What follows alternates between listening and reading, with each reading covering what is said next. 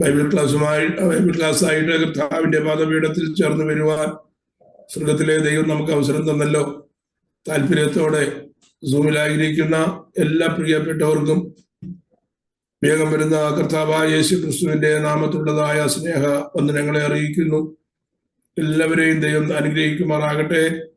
വളരെ ഏകാഗ്രതയോടെ നമുക്ക് നമ്മുടെ വേദപഠന ക്ലാസിന്റെ മുമ്പിലായിരിക്കാം. കർത്താവ് നമ്മുടെ ഹൃദയങ്ങളെ തുറക്കുമാറാകട്ടെ.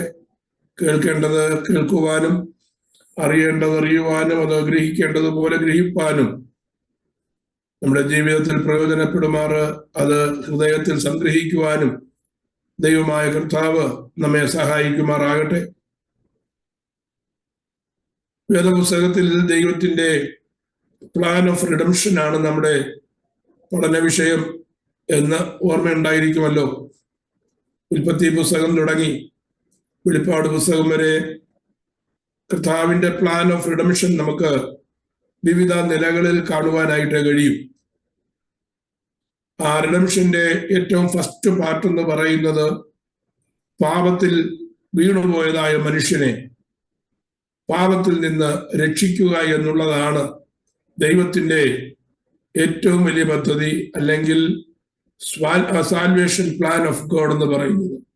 ദൈവത്തിന്റെ രക്ഷണീയ പദ്ധതി.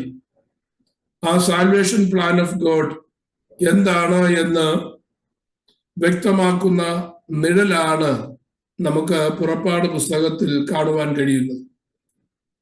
പുറപ്പാട് പുസ്തകത്തിൽ ദൈവത്താൽ തിരഞ്ഞെടുക്കപ്പെട്ടതായ ജനം പാപത്തിന് നിഴലായി നിൽക്കുന്ന, അല്ലെങ്കിൽ ലോകത്തിന്റെ നിഴലായി നിൽക്കുന്ന മിസ്രൈമിന് അടിമകളായി മാറുന്നത് നമുക്ക് കാണുവാൻ കഴിയും.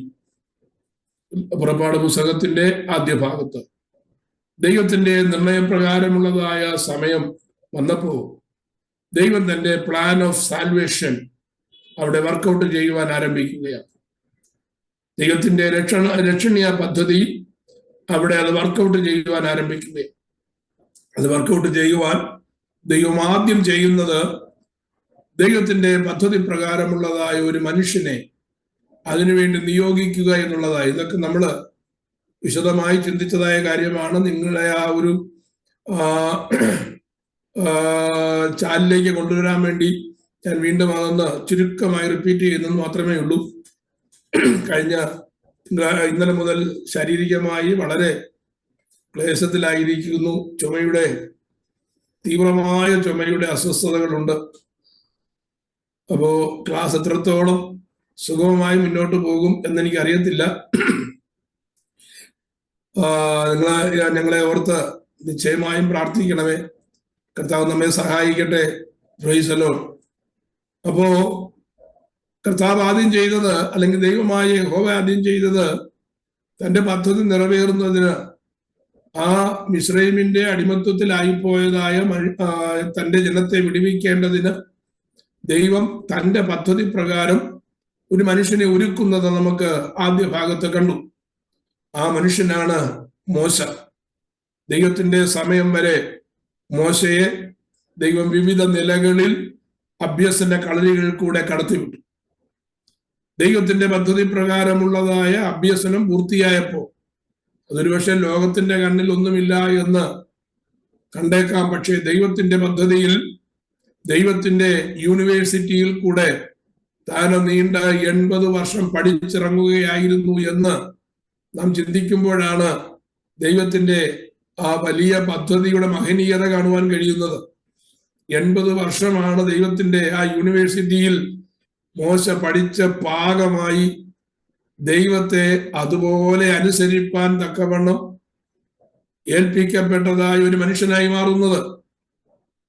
അപ്പോ മനസ്സിലാകണം, ഒരു മനുഷ്യന് ദൈവത്തെ അനുസരിക്കുവാൻ, ദൈവത്തെ പൂർണ്ണമായും അനുസരിക്കുവാൻ ഒരു ദിവസത്തെ അഭ്യസനം കൊണ്ടോ 3 ദിവസത്തെ ഉപവാസ പ്രാർത്ഥന കൊണ്ടോ, അല്ലെങ്കിൽ കഴിഞ്ഞ 10-15 വർഷമായി സഭായോഗത്തിന് തുടർച്ചയായിട്ട് വരുന്നു എന്നുള്ളത് കൊണ്ടോ ഒന്നും ദൈവത്തെ പൂർണ്ണമായി അനുസരിക്കുവാനുള്ളതായ ആ ഒരു പക്വതയിലേക്ക് എത്തിച്ചേരണമെന്നില്ല. എത്തിച്ചേരത്തില്ല എന്ന് ഞാൻ പറയുന്നില്ല, എത്തിച്ചേരണമെന്നില്ല. അത് ദീർഘനാളത്തെ ദൈവവചനത്താലും ദൈവത്തിന്റെ ആത്മാവിനാലുമുള്ളതായ ശിക്ഷണങ്ങൾക്ക് അടിമപ്പെട്ട് അതിനെ മോൾഡ് ചെയ്യേണ്ടതുപോലെ മോൾഡ് ചെയ്ത് വരുമ്പോഴാണ് ദൈവ സ്വഭാവമുള്ളതായ ദൈവത്തിന്റെ കയ്യിലെ ഇണങ്ങുന്ന ആയുധമായി മാറ്റപ്പെടുന്നത്. അത് കാലത്തിന്റെ ദൈർഘ്യത്തെക്കാൾ ഉപരി ദൈവസന്നിധാനത്തിൽ നാം സമർപ്പിക്കുന്നതായ ആ സമർപ്പണമാണ് വിഷയം. അപ്പൊ നമ്മൾ എത്രത്തോളം ദൈവസന്നിധാനത്തിൽ സബ്മിസീവ് ആകുന്നുവോ ആ സബ്മിഷന്റെ ഫലമാണ് നമ്മളെ കുറിച്ച് ദൈവത്തിനുള്ളതായ ആ യൂസേജിലേക്ക് ദൈവം എത്തിക്കുന്നത്. മോശ അങ്ങനെയാണ്. നീണ്ട 80 വർഷം കഴിഞ്ഞപ്പോ മോശ അതിന് പാകമായി എന്ന് ദൈവത്തിന് ബോധ്യമായപ്പോ സ്വർഗത്തിൽ നിന്ന് ദൈവം മോശയ്ക്ക് വ്യക്തിപരമായി പ്രത്യക്ഷനായി ഹോരേബ് പർവ്വതത്തിൽ. അവിടെ വെച്ച് മോശയ്ക്ക് ദൈവം എന്ത് ചെയ്തു? തന്റെ പദ്ധതി വിവരിച്ചു കൊടുക്കുകയാണ്. പക്ഷേ ദൈവത്തിന്റെ പദ്ധതി കേട്ടപ്പോൾ മോശയ്ക്ക് അത് വലിയ അതിശയമായി, ഒരിക്കലും സംഭവിക്കാത്തതായ ഒരു കാര്യമായി, തന്നെ കൊണ്ട് ചെയ്യുവാൻ കഴിയാത്തതായ ഒരു കാര്യമാണ് ദൈവം പറയുന്നത് എന്ന് മോശയ്ക്ക് തോന്നി. മോശയ്ക്ക് അങ്ങനെയാണ് മനസ്സിലായത്. പക്ഷേ ദൈവം മോശയെ ധൈര്യപ്പെടുത്തി. മോശ പറഞ്ഞതായ ഉപാധികളൊക്കെ ദൈവം ഒരു പരിധിവരെ അംഗീകരിച്ചു. എന്നിട്ട് ദൈവത്തിന്റെ പദ്ധതി പ്രകാരം മോശയെ മിസ്രൈമിലേക്ക് അയക്കുകയാണ്.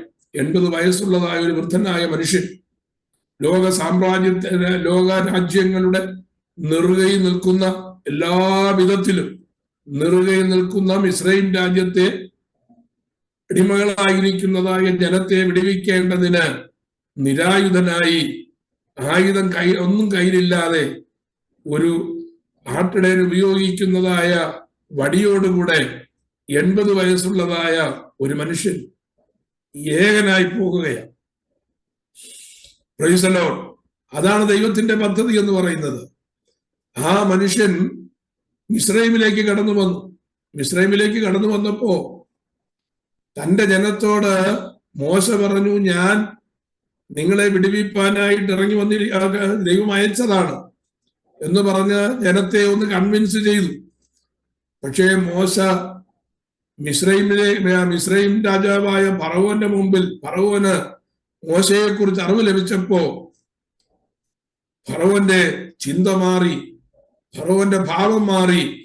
ദൈവത്തെ, മോശയെ മാത്രമല്ല, മോശയുടെ കൂടെ പോയ അഹരോനെ മാത്രമല്ല, അവരെ അയച്ചതായ യഹോവയെ പോലും ഭർഷിക്കത്തക്കതായ വിധത്തിൽ ഫറവോന്റെ ഹൃദയം കഠിനപ്പെടുവാനായിട്ടിടയായി.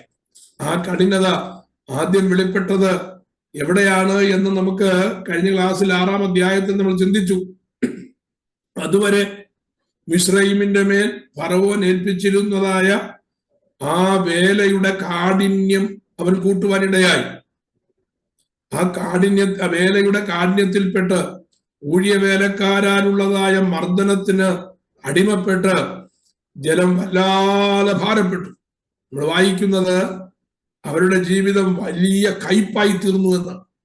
ഒരു ഹെവി ബിറ്റർനെസ്സിലേക്ക് അവരുടെ ലൈഫ് കംപ്ലീറ്റ് ആയിട്ട് പോകുവാനായിട്ടിടയായി. വിടുവിക്കാനായിട്ട് വന്ന മോശ വിടുവിക്കുന്നതിന് പകരം അതിന് ഓപ്പോസിറ്റ് ആയിട്ട് വലിയ കഠിനത അവരുടെ മേൽ വന്നു കഴിഞ്ഞപ്പോ ജനം എന്ത് ചെയ്തു? മോശയെ തള്ളിപ്പറഞ്ഞു. നീയാണ് ഞങ്ങളെ അടിക്കാൻ ഫറവോന്റെ കയ്യിൽ വടി കൊടുത്തത് എന്ന് പറഞ്ഞ് മോശയെ അവർ തള്ളിക്കളയുവാൻ, മോശയെ അവർ അംഗീകരിക്കാതിരിക്കുവാനുള്ളതായ ഒരു സാഹചര്യത്തിലേക്ക് എത്തിച്ചേർന്നു. അപ്പോ ആരെയാണോ വിടുവിക്കുവാനായിട്ട് മോശ അയക്കപ്പെട്ടത്, ആ ജനം തന്നെ മോശയെ തിരസ്കരിച്ചു കഴിഞ്ഞപ്പോ പിന്നെ ആർക്കു വേണ്ടി പ്രവർത്തിക്കണം എന്നുള്ളതായ ചിന്തയിൽ മോശയെത്തി. മോശ ദൈവത്തോട് പരാതി പറയുകയാണ്, എന്നെ എന്തിനാണ് അയച്ചത്? പക്ഷേ ആ പരാതികൾക്കൊക്കെ ദൈവത്തിന്റെ പക്കൽ മറുപടി ഉണ്ടായിരുന്നു.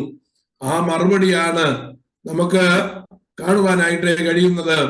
7-ാം അധ്യായത്തിൽ ദൈവത്തിന്റെ ആരംഭിക്കുകയാണ്. യഹോവയായ ദൈവം മോശയോട് പറഞ്ഞു, നിന്നെ ഞാൻ അയക്കുകയാണെന്ന് പറഞ്ഞ് ദൈവത്തിന്റെ വടിയും അവന്റെ കയ്യിൽ കൊടുത്തിട്ടാണ് മോശ അയക്കുന്നത്. അപ്പം മോശയുടെ കയ്യിലിരിക്കുന്നതായ വടി ചില ദിവസങ്ങൾക്ക് മുമ്പ് അല്ലെങ്കിൽ ചില മണിക്കൂറുകൾക്ക് മുമ്പ് വരെ ആടുകളെ മേയ്ക്കുവാനാണ് അവൻ ഉപയോഗിച്ചിരുന്നതെങ്കിൽ ചില മണിക്കൂറുകൾ കഴിഞ്ഞപ്പോ ആ വടിയുടെ പേര് മാറി ദൈവത്തിന്റെ വടി എന്നുള്ളതായ പേരിൽ ആ വടി മാറ്റപ്പെട്ടു. ദൈവത്തിന്റെ വടിയുമായിട്ടാണ് മോശ എന്ത് ചെയ്തത്? മിസ്രൈമിലേക്ക് പോകുന്നത്. 7-ാമത്തെ അധ്യായത്തിലേക്ക് വരുമ്പോ ആ വടിയാൽ അത്ഭുതവും മിസ്രൈമിന്റെ മേൽ പകരുവാൻ ദൈവം നിശ്ചയിച്ചിരുന്നതായ 1-ാമത്തെ ബാധയും കടന്നു വരികയാണ്. The miracle by Aaron staff and the first plague. മോശയുടെ പരാതി ഞാൻ പറഞ്ഞു. മോശയുടെ പരാതി പരിഹരിച്ച് ദൈവം ദൗത്യം ഉറപ്പിക്കുന്നതായ ഭാഗമാണ് 7-ാമത്തെ അധ്യായത്തിൽ 1 മുതൽ 7 വരെയുള്ളതായ വാക്യങ്ങൾ വായിക്കുന്നത്. മോശയോട് യഹോവയായ ദൈവം പറയുകയാണ്, മോശയെ, നീ എന്റെ വാക്ക് കേട്ടാണ് പോകുന്നത്. ദൈവജനത്തെ വിടിവിക്കുമെന്നുള്ളതായ ഉറപ്പ് ഞാൻ നിനക്ക് തന്നേച്ചാണ് നിന്നെ വിടുന്നത്. പക്ഷെ പെട്ടെന്നൊന്നും കാര്യം നടക്കുമെന്ന് നീ കരുതരുത്. 7-ാം അധ്യായത്തിന്റെ 3-ാമത്തെ വാക്യം വായിക്കുമ്പോ നമ്മൾ വായിക്കുന്നത് എന്താണെന്നറിയാമോ? എന്നാൽ ഞാൻ ഫറവോന്റെ ഹൃദയം കഠിനമാക്കും, മിസ്രയീം ദേശത്ത് എന്റെ അടയാളങ്ങളും അത്ഭുതങ്ങളും പെരുക്കും. അപ്പോ ചെന്ന് പറയുന്ന ഉടനെ ജനത്തെ അവൻ വിട്ടയക്കുകയില്ല. യഹോവയായ ദൈവമാണ് പറയുന്നത്, സൃഷ്ടിതാവാണ് പറയുന്നത്, സകലത്തെയും നിയന്ത്രിക്കുവാൻ കഴിവുള്ള സർവശക്തനായ ദൈവമാണ് പറയുന്നത് എന്ന് വിചാരിച്ചുകൊണ്ട് നീ പോകരുത്. കാര്യം എളുപ്പമല്ല. ഞാൻ എന്ത് ചെയ്യാൻ പോവുകയാണ്? എന്റെ പദ്ധതി അവിടെ പൂർത്തീകരിക്കേണ്ടതിന് ഞാൻ ഫറവോന്റെ ഹൃദയത്തെ കഠിനമാക്കുവാൻ പോകുകയാണ്. ഒരു കാര്യം നമ്മൾ ഓർക്കണം, ദൈവത്തിന്റെ ആലോചനയാണ്, ദൈവത്തിന്റെ പദ്ധതിയാണ്. നാം ദൈവഹിതത്തിന് വേണ്ടി നിൽക്കുകയാണ്, ദൈവത്തെ പൂർണ്ണമായി അനുസരിക്കുവാൻ നാം തീരുമാനമെടുത്തവരാണ് എന്നൊക്കെയുള്ളതായ ചിന്ത നമ്മുടെ ഹൃദയത്തിൽ ഉണ്ട് എന്നതുകൊണ്ട് നമ്മുടെ കാര്യങ്ങളൊക്കെ സുഗമമായി പോകുമെന്ന് നാം കരുതരുത്. കാരണം നമുക്കെതിരെ നിൽക്കുന്നതായ ഒരു സാത്താന്യ മണ്ഡലമുണ്ട്. ആ സാത്താന്യ മണ്ഡലത്തിന് മുമ്പിൽ ജയത്തോടെ നടക്കണമെങ്കിൽ ആ സാത്താന്യ മണ്ഡലത്തെ ദൈവം തകർത്തെങ്കിലേ കഴിയുകയുള്ളൂ. അറ്റ്ലീസ്റ്റ് നമ്മോടുള്ളതായ, വ്യക്തികളോടുള്ളതായ സാത്താന്യ പോരുകൾ തുടർന്നു പോകുവാൻ കഴിയാത്ത വിധത്തിൽ ദൈവം അതിന് ഒരു അറുതി കൽപ്പിക്കണം. സമയാസമയങ്ങളിൽ കൽപ്പിക്കേണ്ടതായ അറുതി വരേണ്ടതായ സ്ഥാനങ്ങളിൽ ദൈവം അതിനൊരു ബ്രേക്കേജ് ഉണ്ടാക്കണം. അതിനുവേണ്ടി അല്പം കാലതാമസം ഉണ്ടാകും. ആ കാലതാമസം എന്ന് പറയുന്നതാണ് നമ്മുടെ ജീവിതത്തിലെ ആ പ്രത്യേക വിഷയത്തോടുള്ളതായ ബന്ധത്തിൽ നേരിടുന്നതായ പ്രതിസന്ധി. ഇത് നമ്മൾ മനസ്സിലാക്കണം. ഇത് മനസ്സിലാക്കാത്തത് കൊണ്ട് എന്ത് സംഭവിക്കുന്നറിയാമോ? നമ്മുടെ ജീവിതത്തിൽ ഒരു പ്രതിസന്ധി വരുമ്പോ നാം പ്രാർത്ഥിക്കും, നാം ഉപവസിക്കും, നാം കണ്ണുനീരൊഴുക്കും.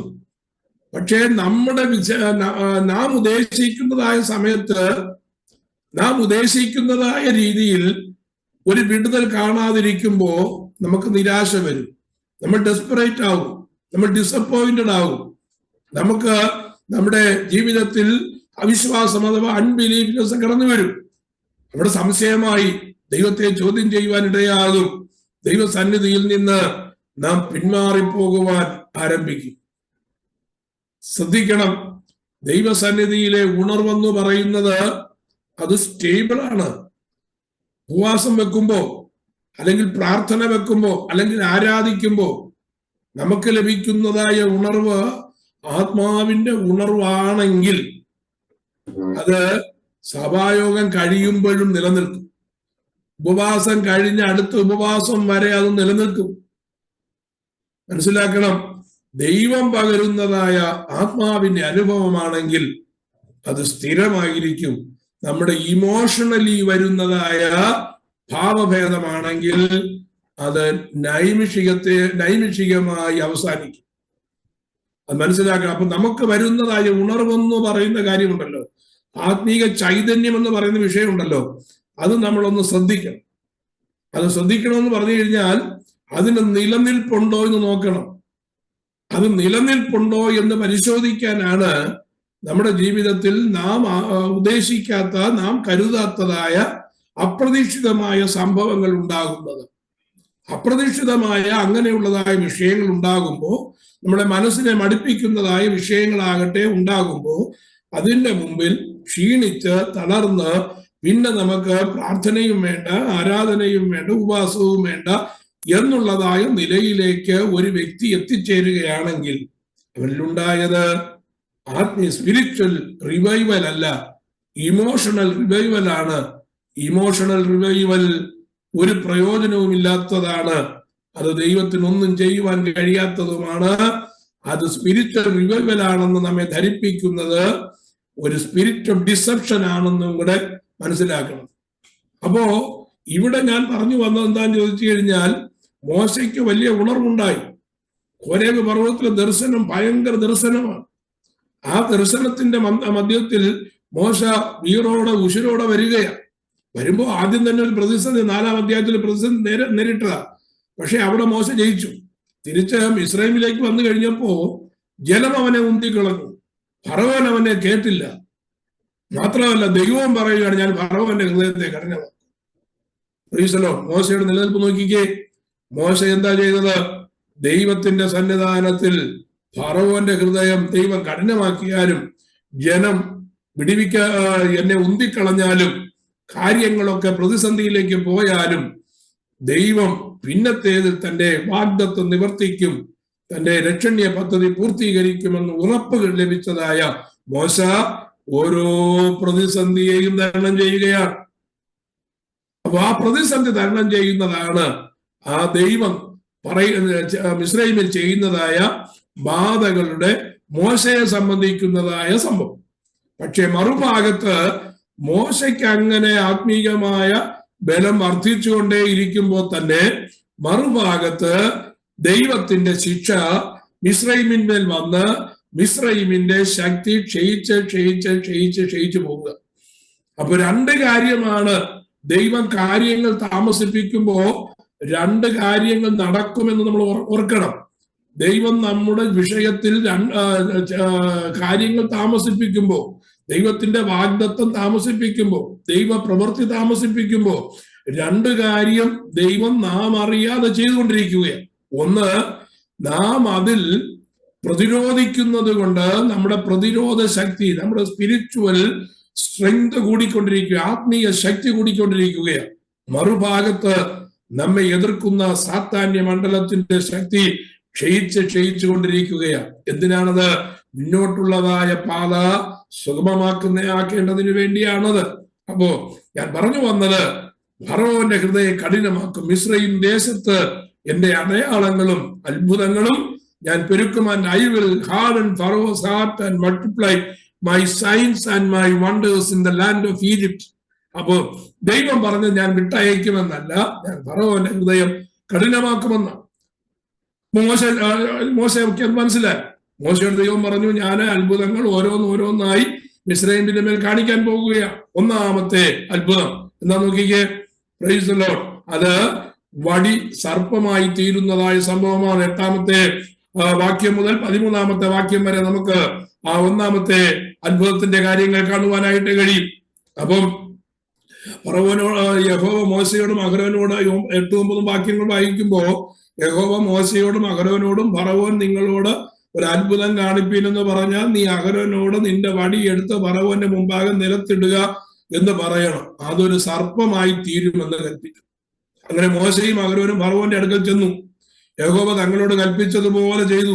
അഹരോൻ തന്റെ വടി ഫറവോന്റെയും അവന്റെ ഭൃത്യന്മാരുടെയും മുമ്പാകെ നിലത്തിട്ടു. അതെന്ത് ചെയ്തു? ദേ ബിക്കം സർപ്പൻ. അപ്പോ ആ വടി സർപ്പമായി മാറി. അപ്പൊ ഫറവോൻ എന്ത് ചെയ്തു? ഫറവോൻ ചുമ്മായിരിക്കത്തില്ല. ഒരു ദൈവപ്രവൃത്തി മനസ്സിലാക്കേണ്ട ഒരു കാര്യം, നമ്മുടെ ജീവിതത്തിൽ ഒരു ദൈവപ്രവൃത്തി വെളിപ്പെടുമ്പോൾ നമ്മൾ പലപ്പോഴും തെറ്റിപ്പോകാൻ സാധ്യതകൾ ഇടമാണ് കേട്ടോ. നമ്മുടെ ജീവിതത്തിൽ ഒരു ദൈവപ്രവൃത്തി വെളിപ്പെടുമ്പോ നാം ആ ദൈവപ്രവൃത്തിയിൽ സന്തോഷിക്കണം. പക്ഷേ നാം മനസ്സിലാക്കേണ്ട ഒരു കാര്യമുണ്ട്. ആ ദൈവപ്രവൃത്തിക്കെതിരായി സാത്താൻ അടങ്ങിയിരിക്കുകയില്ല. സാത്താൻ തോൽവി സമ്മതിക്കുകയില്ല. ആ ജയത്തെ, ദൈവപ്രവൃത്തിയെ, ദൈവത്തിന്റെ നമ്മുടെ ജീവിതത്തിൽ വെളിപ്പെട്ടതായ പ്രവൃത്തിയെ നാം സംശയിക്കത്തക്ക വിധത്തിൽ, അല്ലെങ്കിൽ അതിന്റെ ശക്തി കെടുത്തു പോകത്തക്കതായ വിധത്തിൽ, അതിന്റെ ഫലം ലഭിക്കാത്ത വിധത്തിൽ പിശാച് അവന്റെ പ്രവർത്തന മണ്ഡലവും വർദ്ധിപ്പിക്കുമെന്ന് മറന്നു പോകരുത്. നാം എത്രത്തോളം ഉണരുന്നുവോ അതിനനുസരിച്ച് സാത്താനും ഉണരുവാൻ ദൈവം അനുവദിക്കും. പക്ഷേ ഒരു സെർട്ടൈൻ ലെവൽ വരെ ഉള്ളു കേട്ടോ. അവന് ഉയർന്നുകൊണ്ടേ ഇരിക്കാൻ കഴിയത്തില്ല. ദൈവം അനുവദിക്കുന്നതായ ഒരു സ്റ്റേജ് വരെ സാത്താന്റെ പ്രവൃത്തിയും പാരലായിട്ട് ഉയർന്നുകൊണ്ടിരിക്കും. അതാണ് നമുക്ക് ഒന്നാമത്തെ അത്ഭുതത്തിൽ കാണുവാൻ കഴിയുന്നത്. ഒന്നാമത്തെ അത്ഭുതത്തിൽ എന്താ സംഭവിച്ചത്? അഹരോൻ തന്റെ വടി ഫറവോന്റെ മുമ്പിൽ നിലത്തിട്ടു. അത് സർപ്പമായി തീർന്നു. അപ്പൊ നമുക്ക് നോക്കാം, എന്താ സർപ്പമായി തീർന്നത്? എന്തുകൊണ്ട് ഒരു സിംഹമായില്ല? അല്ലെങ്കിൽ എന്തുകൊണ്ട് വേറെ എന്തെങ്കിലും ആയില്ല? അത് അത്ഭുതം കാണിച്ചാൽ മതിയല്ലോ. അപ്പൊ വടി സർപ്പമായി തീരുകയോ അല്ലെങ്കിൽ വടി മറ്റെന്തെങ്കിലുമായി സർപ്പമായി തീരേണ്ടതിന് പകരം മറ്റെന്തെങ്കിലുമായി തീർന്നാൽ മതിയായിരുന്നല്ലോ. എന്തിനാ സർപ്പം തന്നെ ആയത് എന്ന് ചോദിച്ചാൽ അവിടെ അതിന് വ്യക്തമായ ഒരു മറുപടി ഉണ്ട്. ഞാൻ നേരത്തെ പറഞ്ഞു, മിസ്രൈമിന്റെ അവരാരാധിക്കുന്നതായ ദൈവം എന്ന് പറയുന്നത് സർപ്പമാണ്. അവരുടെ രാജാവിന്റെ അധികാരത്തിന്റെ ചെങ്കോലിന്മേൽ ഒരു സർപ്പം പണം വൃത്തി നിൽക്കുന്നതായ ആ വടിയോടുകൂടിയാണ് അവന്റെ ചെങ്കോൽ. അവന്റെ സിംഹാസനത്തിൽ സർപ്പത്തിന്റെ രൂപമുണ്ട്. ആ സർപ്പം എന്ന് പറയുന്നത് ഏദൻ തോട്ടത്തിലെ പഴയ പാമ്പാണ്. ആ സാത്താന്റെ ആധിപത്യമാണ് അവിടെ കാണിക്കുന്നത്. അത് സർപ്പത്തിന്റെ നിഴലിലാണ്, അല്ലെങ്കിൽ സർപ്പത്തിന്റെ രൂപത്തിലാണ് അധികാരം വെളിപ്പെട്ടു നിൽക്കുന്നത്. മിസ്രൈമിനെ ഭരിച്ച അധികാരം എന്ന് പറയുന്നത് സാത്താന്യ അധികാരമാണ്. അതിന്റെ സിമ്പലാണ് സർപ്പം. അപ്പോ ആ സർപ്പത്തെ കീഴടക്കേണ്ടതിന് ഇവിടെ ഇതാ ദൈവം ഒരു പദ്ധതി ഒരുക്കുകയാണ്. ഫറവോന്റെ മുമ്പിൽ അഹരോൻ വടിയിട്ട് കഴിഞ്ഞപ്പോ വടി സർപ്പമായി. ഇത് വലിയ അതിശയമൊന്നും അല്ലല്ലോ. ഇത് ഞങ്ങളെ മന്ത്രവാദികൾക്കും കാണിക്കാമെന്ന് പറഞ്ഞ് ഫറവോൻ എന്ത് ചെയ്തു? മന്ത്രവാദികളെയും ആൾക്കാരെയും വിളിച്ചു വരുത്തിയപ്പോ അവരും അവരുടെ വടി എന്ത് ചെയ്തു? തറയിലിട്ടു. പക്ഷേ അവരുടെ വടി തറയിലിട്ട് കഴിഞ്ഞപ്പോഴാണ് ശരിയായിട്ടുള്ളതായ അതിശയമാണ് നടക്കുന്നത്. എന്താ ശരിയായിട്ടുള്ള അല്ലെങ്കിൽ റിയൽ ആയിട്ടുള്ളതായ അത്ഭുതം എന്താണ്? മന്ത്രവാദികളുടെ സർപ്പത്തെ അഹരോന്റെ സർപ്പം വിഴുങ്ങിക്കളഞ്ഞു. അപ്പോ ദൈവം തന്റെ ശക്തി അയക്കുമ്പോ മിസ്രൈമിന്റെ ആധിപത്യ ശക്തിയെ ആദ്യം തന്നെ നശിപ്പിച്ചു എന്നുള്ളതായ ഒരു സിമ്പലാണ് മോശയ്ക്ക് മനസ്സിലാക്കുവാൻ കഴിഞ്ഞത്. ആത്മീയമായി ചിന്തിക്കുമ്പോൾ നമുക്കും അത് മനസ്സിലാക്കേണ്ടത്, ദൈവം നമുക്ക് വേണ്ടി പ്രവർത്തിക്കുമ്പോൾ ശത്രുവിന്റെ ബലത്തെ കെടുത്തുവാനുള്ളതായ ആത്മശക്തിയാണ് നമ്മുടെ മേൽ പകർന്നിരിക്കുന്നത്.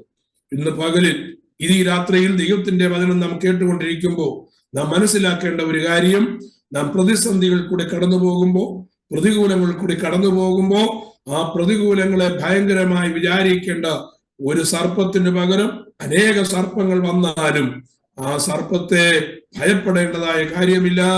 ദൈവത്തിന്റെ പദ്ധതി സാത്താന്റെ പദ്ധതികളെ വിഴുങ്ങിക്കളയും.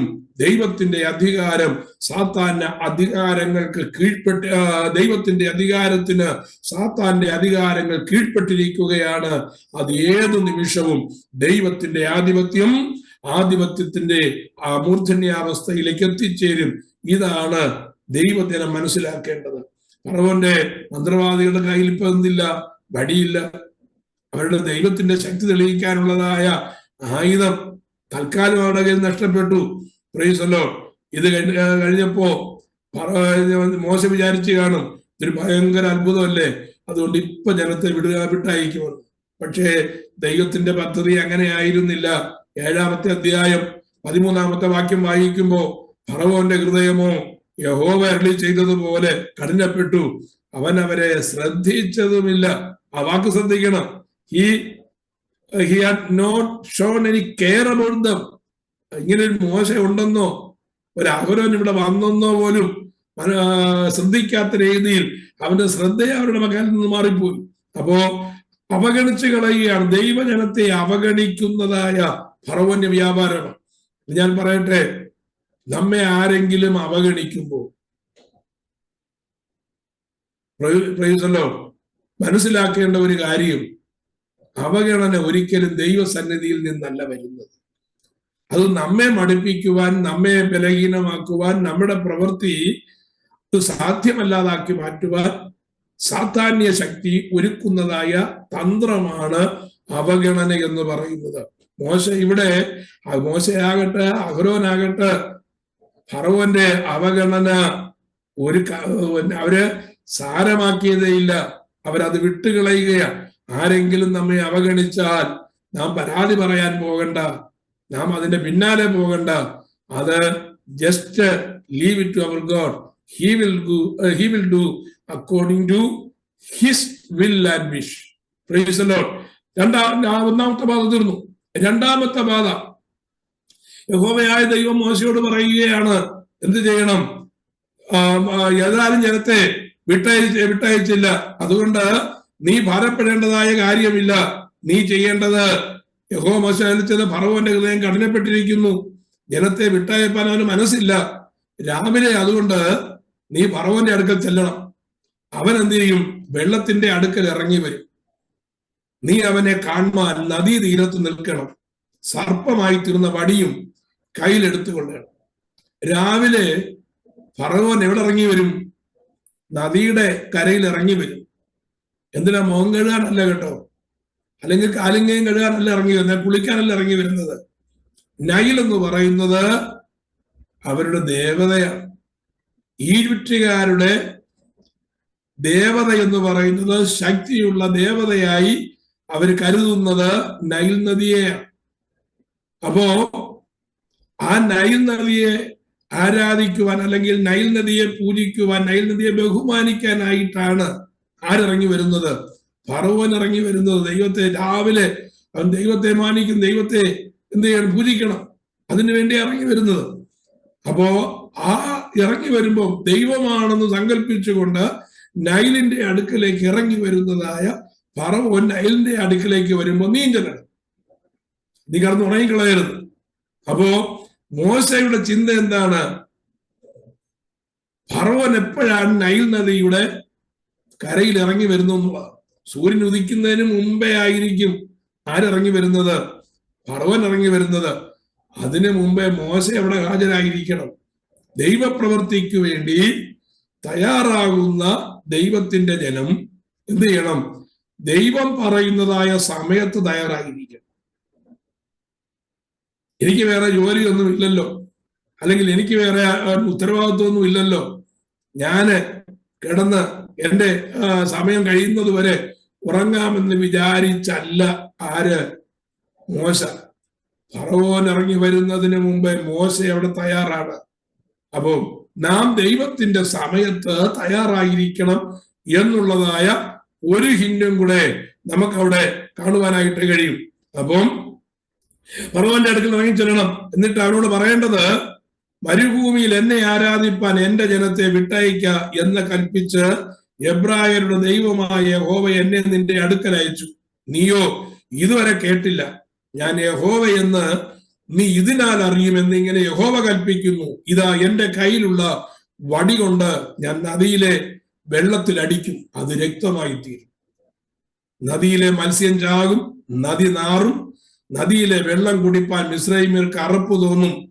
യഹോവ പിന്നെയും മോശയോട് നീ അഹരോനോട് പറയേണ്ടതെന്നാൽ, നിന്റെ വടിയെടുത്തിട്ട് മിസ്രയീമിലെ വെള്ളത്തിന്മേൽ അവരുടെ നദി, പുഴ, കുളം എന്നിങ്ങനെ അവരുടെ സകല ജലാശയങ്ങളുടെ മേലും കൈ നീട്ടുക, അത് രക്തമായി തീരും.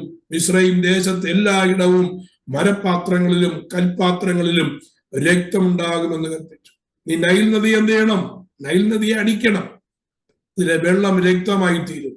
തീർന്നില്ല, എല്ലാ ജലാശയങ്ങളിലും, കുളമാണെങ്കിലും തടാകമാണെങ്കിലും കിണറാണെങ്കിലും എവിടെയാണെങ്കിലും നിന്റെ വടി നീട്ടാമ്പോ അതിലെല്ലാം രക്തമായി മാറും. നൈൽ നദി എന്ത് ചെയ്യണം? അടിക്കണം. എന്തിനാ നൈൽ നദി അടിക്കാൻ? Praise the Lord. ഫറവോൻ ദൈവമായി കാണുന്ന അവരുടെ ദേവതയെ ദൈവത്തിന്റെ വടി കൊണ്ട് അടിക്കുക, കൊടുക്കുന്ന ശിക്ഷയാണ്. Praise the Lord.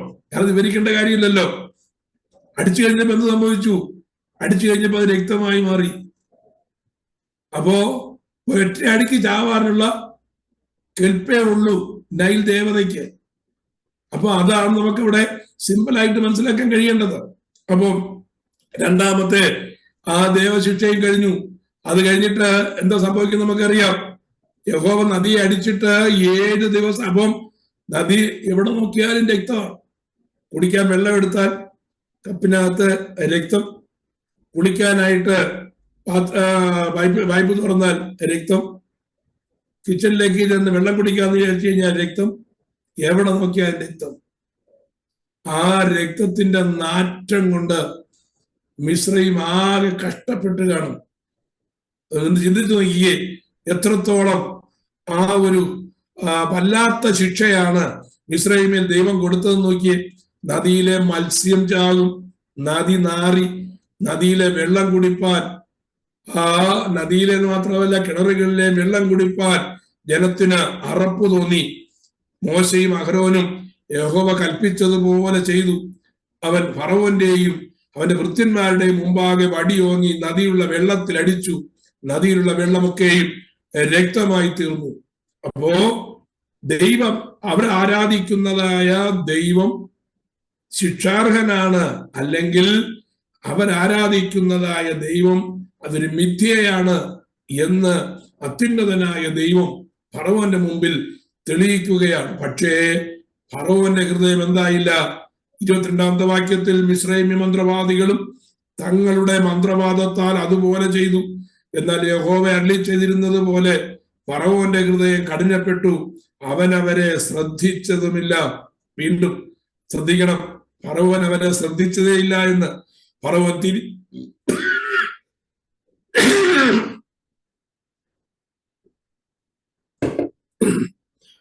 തിരിഞ്ഞ് തന്റെ അരമനയിലേക്ക് പോയി.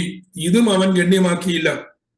24-ാമത്തെ വാക്യം, നദിയിലെ വെള്ളം കുടിപ്പാൻ കഴിവില്ലായകൊണ്ട് മിസ്രയീമിൽ എല്ലാവരും കുടിപ്പാൻ വെള്ളത്തിനായി നദിയരികെ ഒക്കെയും ഓലി കുഴിച്ചു. യഹോവ നദിയെ അടിച്ചിട്ട് 7 ദിവസം കഴിഞ്ഞു. അപ്പം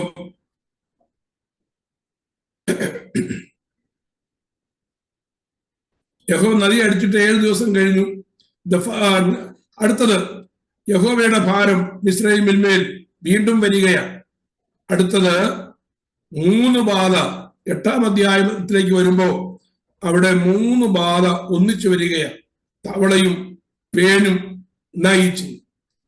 8-ന്റെ 3-4 വാക്യങ്ങൾ വായിക്കുമ്പോ നദിയിൽ തവള അനവധിയായി ജനിക്കും. ദൈവം കൊടുത്തതായ അടുത്ത ബാധയാണ്. നീ എന്ത് ചെയ്യണം? നീ ചെയ്യേണ്ടതായ കാര്യം,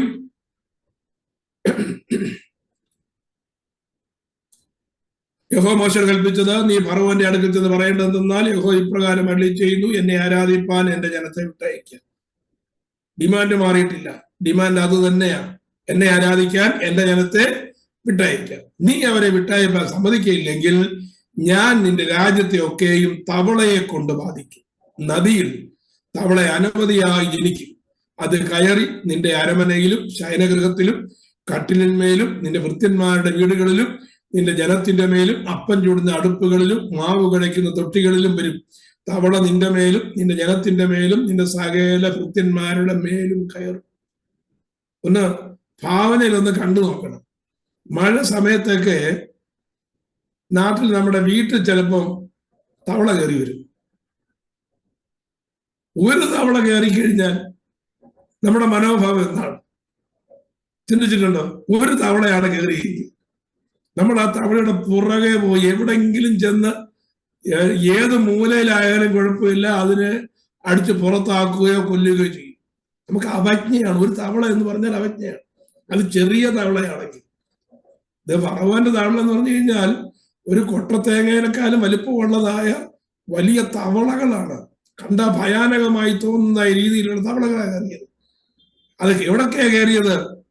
ഫറവോന്റെ അരമനയിലും ശയനഗൃഹത്തിലും കട്ടിലിന്മേലും ഭൃത്യന്മാരുടെ വീടുകളിലും അപ്പം ചുടുന്ന അടുപ്പുകളിലും മാവ് കുഴയ്ക്കുന്ന തൊട്ടിയിലും വരും. എല്ലായിടത്തും തവള.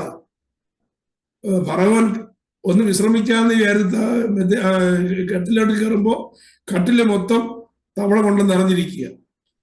എന്നാ വെള്ളം കുടിക്കാമെന്ന് പറഞ്ഞ്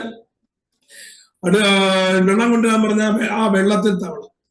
അപ്പം തിന്നാന്ന് വിചാരിച്ചു കഴിഞ്ഞാലോ മാവ് കഴിച്ചു വെച്ചിരിക്കുന്നതായ മാവിൽ തവള. ഒരു നിവൃത്തിയില്ലാത്ത രീതിയിൽ രാജ്യം തവളകളെ കൊണ്ട് നിറയുക. നമുക്കത് കേൾക്കുമ്പോൾ ഒരു തമാശയായിട്ട് തോന്നും. പക്ഷേ ദൈവത്തിന്റെ ആ ശിക്ഷാ പദ്ധതി വളരെ വളരെ വിചിത്രമാണ്. 8-ാം അധ്യായത്തിന് 5-ാമത്തെ വാക്യം, യഹോവ പിന്നെയും മോശയോട് മിസ്രയീം ദേശത്ത് തവള കയറുവാൻ നദികളിന്മേലും പുഴകളിന്മേലും കുളകളിന്മേലും വടിയോടുകൂടെ കൈ നീട്ടുക എന്ന് നീ അഹരോനോട് പറയണമെന്ന് കൽപ്പിച്ചു. അങ്ങനെ അഹരോൻ മിസ്രയീമിലെ വെള്ളങ്ങളിന്മേൽ കൈ നീട്ടി തവള കയറി മിസ്രയീം ദേശത്തെ മൂടി.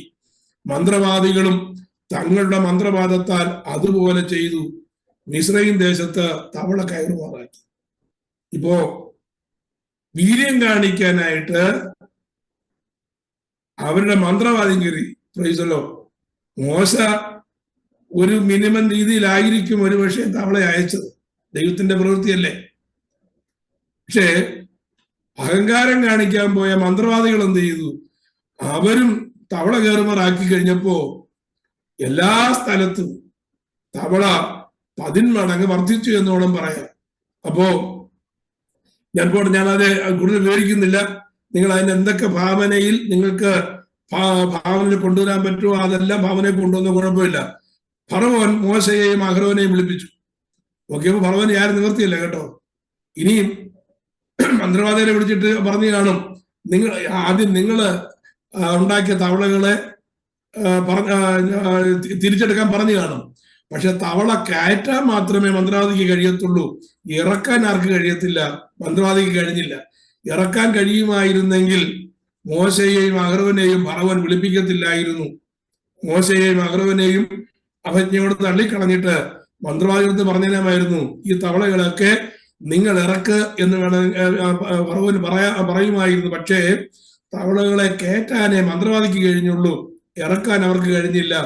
അതുകൊണ്ട് വളരെ തിടുക്കത്തിൽ ഫറവോൻ ആരെ വിളിച്ചു? അഹരോനെയും മോശയെയും വിളിച്ചു. എന്നിട്ട് മോശ ഫറവോനോട്, തവള നിന്നെയും നിന്റെ ഗൃഹത്തെയും വിട്ടു നീങ്ങി നദിയിൽ മാത്രം ഇരിക്കേണ്ടതിന് ഞാൻ നിനക്കും നിന്റെ ഭൃത്യന്മാർക്കും നിന്റെ ജനത്തിനും വേണ്ടി എപ്പോൾ പ്രാർത്ഥിക്കണമെന്ന് എനിക്ക് സമയം നിശ്ചയിച്ചാലും എന്ന് പറഞ്ഞു. നമ്മളാണെങ്കിൽ എന്ത് പറഞ്ഞേനായിരുന്നു? ഒരു കാര്യം നിശ്ചയിക്കേണ്ട കാര്യം ഇപ്പൊ പ്രാർത്ഥിക്കാൻ പറഞ്ഞേനായിരുന്നു. പക്ഷെ ഫറവോൻ എന്താ പറഞ്ഞെന്നറിയാമോ? ഫറവോൻ പറഞ്ഞത്, നാളെ, ഇന്നും കൂടെ ഞാൻ തവള മെത്തേ കിടന്നോളാം, ഇന്നും കൂടെ ഞാൻ തവള കയറിയ വെള്ളം കുടിച്ചോളാം, ഇന്നും കൂടെ ഞാന് തവള കിടന്നതായ അപ്പം തിന്നോളാം, നാളെ പ്രാർത്ഥിച്ചാൽ മതിയെന്ന്. ഈ നാളെ എന്ന് പറയുന്ന ഒരു പ്രവണതയുണ്ടല്ലോ. എബ്രായ ലേഖനം വായിക്കുമ്പോ ഇന്ന് എന്ന് പറയുന്നിടത്താണ് ദൈവപ്രവൃത്തി. നാളെ എന്ന് പറയുന്നത് ഒരു ഫറവോന്റെ വ്യാപാരമാണ്. അപ്പോ നമ്മൾ എത്ര കാര്യങ്ങൾ നാളത്തേക്ക് മാറ്റിവെക്കും. പ്രത്യേകിച്ച് നമ്മുടെ ആത്മീയ വിഷയങ്ങളെല്ലാം നാം പിന്നത്തേക്ക് മാറ്റിവെക്കുന്നത് ഇല്ലേ. ഇപ്പോ എന്ന് പറയുന്ന ഒരു സ്പിരിച്വൽ ആക്ടിവിറ്റി നമ്മുടെ ജീവിതത്തിൽ ഉണ്ടെങ്കിൽ നമ്മൾ അനുഗ്രഹിക്കപ്പെടും. അത് നാളെ ചെയ്യാം, അത് പിന്നെ ചെയ്യാം. ഉപവാസം എപ്പോഴാണ്? അത് പിന്നെ നമുക്ക് ഉപവസിക്കാം. പ്രാർത്ഥിക്കുന്നത് പിന്നെ പ്രാർത്ഥിക്കാം. വേദവസം വായിക്കുന്നത് പിന്നെ വേദവസം വായിക്കും. ചർച്ചയിൽ പോകുന്നതോ പിന്നെ പോകാമല്ലോ. ഈ നാളെ അല്ലെങ്കിൽ അടുത്ത സമയത്തേക്ക് മാറ്റി വെക്കുമ്പോ ശ്രദ്ധിക്കണം, പിന്നിൽ എന്തുണ്ട്? ഒരു ഫറവോന്യ വ്യാപാരമുണ്ട്, ഒരു അന്യ വ്യാപാരമുണ്ട്. ദൈവസന്നിധാനത്തിൽ എല്ലാം തിടുക്കത്തോടാണ് ചെയ്യേണ്ടത്. ഇതൊക്കെ ഭക്തന്മാര് ചെയ്ത കാര്യങ്ങളെല്ലാം തിടുക്കത്തോടെ ചെയ്തു. അപ്പോ ദൈവവും ദൈവത്തിന്റെ പ്രവൃത്തി, ദൈവം ചെയ്യുന്നത് തിടുക്കത്തോടെയാണ് ദൈവം ചെയ്യുന്നത് എന്ന് നമുക്ക് മനസ്സിലാക്കുവാനായിട്ട് കഴിയും. പക്ഷേ ദൈവം അത് ചെയ്യുന്നതിന് ഒരു ടൈം ഗ്യാപ്പ്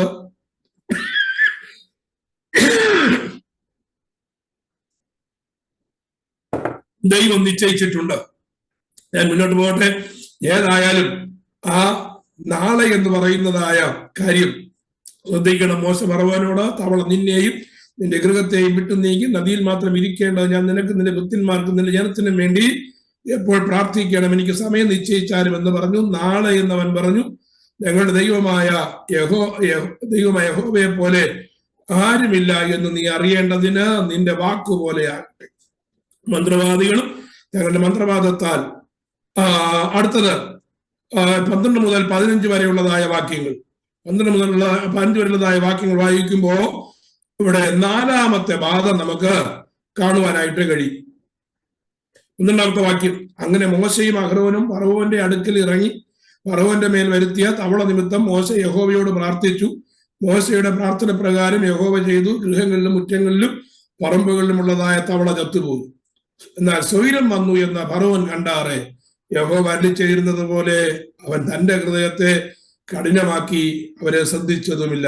അടുത്തത് ദേശത്തെ അടുത്ത ബാധ എന്ന് പറയുന്നത് പേനാണ്. ദേശത്തെ 3ാമത്തെ ബാധ പേൻ. മന്ത്രവാദികൾ ഞങ്ങൾ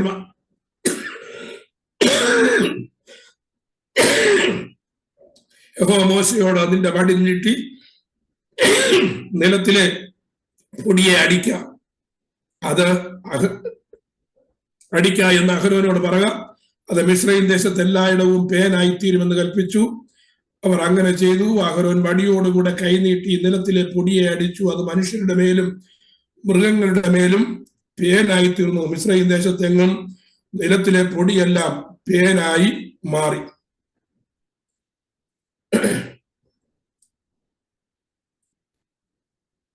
12 മുതൽ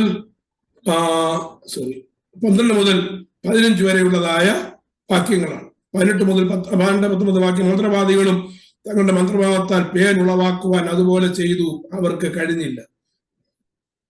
മുമ്പ് കഴിഞ്ഞു പോയതായ 3 അത്ഭുതങ്ങൾ മന്ത്രവാദികൾക്ക് ചെയ്യാൻ കഴിഞ്ഞെങ്കിൽ ഈ 4ാമത്തെ അത്ഭുതം, 3ാമത്തെ ബാധയായ 4ാമത്തെ അത്ഭുതം മന്ത്രവാദികൾക്ക് ചെയ്യുവാൻ കഴിഞ്ഞില്ല. ഞാൻ അതുകൂടെ പറഞ്ഞ് നിർത്തുകയാണ്, കൂടുതൽ ശബ്ദമെടുക്കുവാനായിട്ട് വയ്യാത്തത് കൊണ്ട്.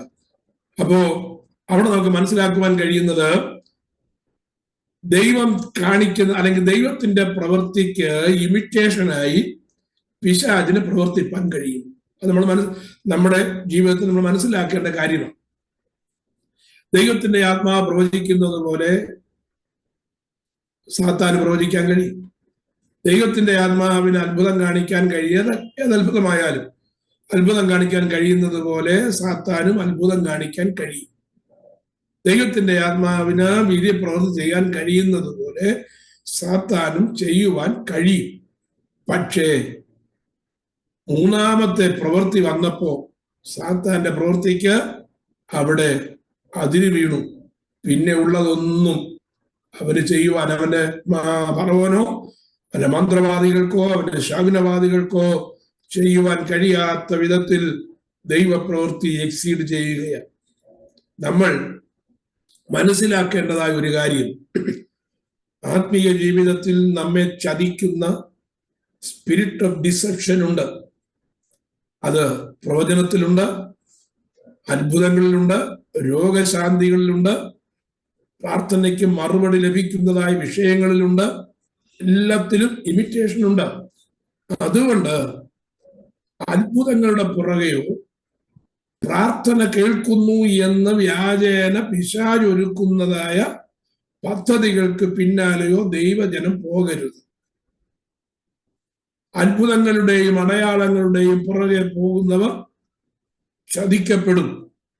അത് തീർച്ചയാണ്.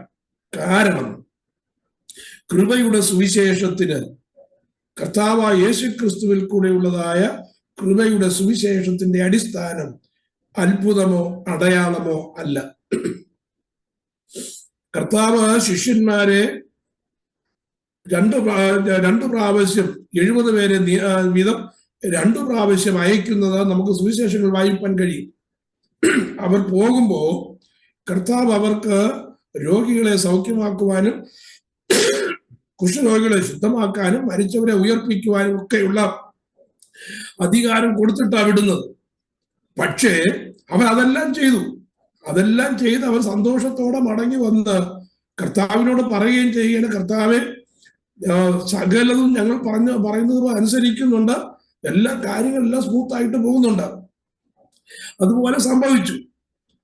പക്ഷേ കർത്താവിന്റെ ഉയർപ്പിന് ശേഷം മഹാദൗത്യവുമായി ശിഷ്യന്മാരെ കർത്താവ് അയക്കുന്നത്, ഉയർപ്പിന് ശേഷമുള്ളതായ ദൗത്യം നമ്മൾ പഠിക്കണം.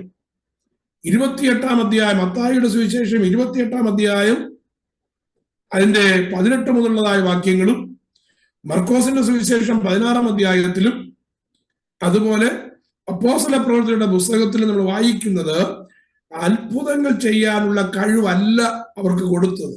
പിന്നെയോ മഹാദൗത്യമായി കർത്താവായ യേശുക്രിസ്തു ഒലിവുമലയിൽ വെച്ച് ശിഷ്യന്മാരോട് പറയുന്ന കാര്യം, ഞാൻ നിങ്ങളോട് കൽപ്പിച്ചതൊക്കെയും പ്രമാണിപ്പാൻ തക്കവണ്ണം ഉപദേശിച്ചും കൊണ്ട് സകല ജാതികളെയും എന്റെ ശിഷ്യരാക്കിക്കൊള്ളുവാനാണ്. ഞാൻ നിങ്ങളെ പഠിപ്പിച്ചത് പഠിപ്പിക്കണം, ഉപദേശം പഠിപ്പിക്കണം. അത്ഭുതങ്ങൾ കാണിക്കാനല്ല പറഞ്ഞത്, ഞാൻ നിങ്ങളെ പഠിപ്പിച്ചത് നിങ്ങൾ ജനത്തെ പഠിപ്പിക്കണം. ഉപദേശാധിഷ്ഠിതമാണ് പുതിയ നിയമസഭ, അത്ഭുതാധിഷ്ഠിതമല്ല. അത്ഭുതങ്ങൾ നടക്കും. അത്ഭുതങ്ങൾ നടക്കുന്നത് വചനത്തെ ഉറപ്പിക്കാൻ വേണ്ടിയാണ്. അത്ഭുതങ്ങൾ നടക്കത്തില്ല എന്ന് ഒരിക്കലും പറയത്തില്ല, അത്ഭുതങ്ങൾ നടക്കും. പക്ഷേ അത്ഭുതങ്ങളല്ല ഫൗണ്ടേഷൻ, അത്ഭുതങ്ങളല്ല അടിസ്ഥാനം. അത്ഭുതങ്ങൾ നടന്നാലും കൊള്ളാം, നടന്നില്ലെങ്കിലും കൊള്ളാം, ദൈവവചനത്തിന്റെ ഉപദേശത്തിൽ പണിയപ്പെടുന്ന സഭ മാത്രമേ ദൈവസഭയാകുകയുള്ളൂ. അതിലാണ് നമ്മൾ ശ്രദ്ധിക്കേണ്ടത്. അത്ഭുതങ്ങൾ നടന്നോ പോലും നടന്നില്ല പോലും അതും നമ്മുടെ രക്ഷയെ ബാധിക്കുന്നതായ വിഷയമേ അല്ല.